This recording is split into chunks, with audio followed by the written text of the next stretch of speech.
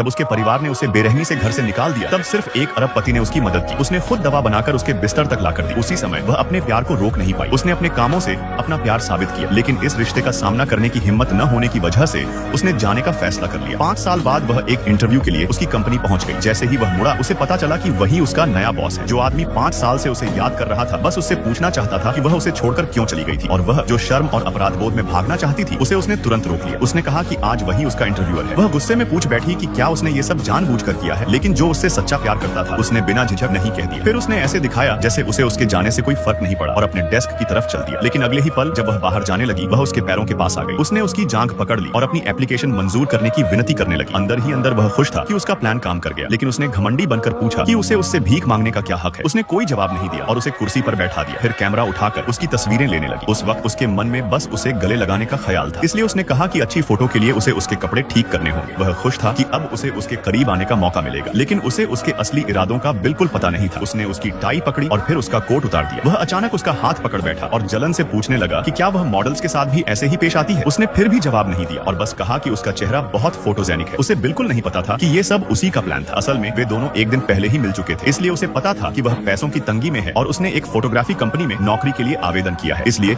उसने तुरंत उस कंपनी को खरीद लिया, सिर्फ उसका बॉस बनने के लिए। अब सवाल ये था, क्या वह उसका प्यार जीत पाएगा?